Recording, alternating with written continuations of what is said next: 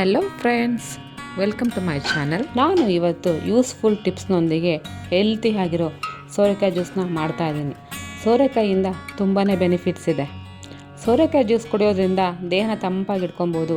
ಮುಖ್ಯವಾಗಿ ಶುಗರ್ ಮತ್ತು ಕೊಲೆಸ್ಟ್ರಾಲ್ನ ಕಂಟ್ರೋಲ್ ಮಾಡುತ್ತೆ.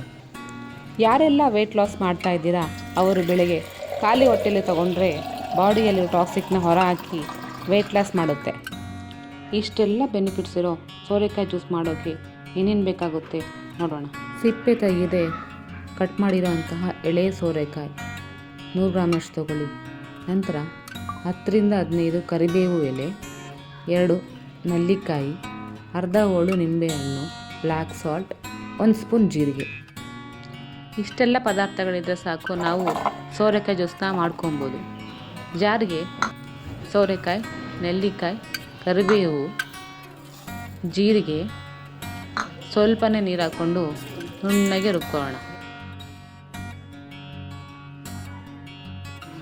ಹೀಗೆ ನುಣ್ಣಗೆ ರುಬ್ಬಿದಂಥ ಜ್ಯೂಸನ್ನು ಫಿಲ್ಟ್ರ್ ಮಾಡಿಕೊಂಡು ಒಂದು ಗ್ಲಾಸಿಗೆ ಟ್ರಾನ್ಸ್ಫರ್ ಮಾಡ್ಕೊಳ್ಳೋಣ.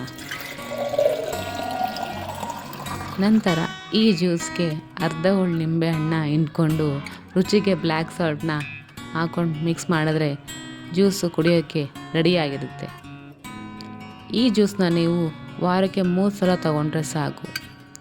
ಓಕೆ ಫ್ರೆಂಡ್ಸ್, ಈ ವಿಡಿಯೋ ನಿಮಗೆ ಇಷ್ಟ ಆದರೆ ಲೈಕ್ ಮಾಡಿ, ಶೇರ್ ಮಾಡಿ, ಹಾಗೆ ಸಬ್ಸ್ಕ್ರೈಬ್ ಮಾಡ್ಕೊಳ್ಳಿ. Thank you for watching.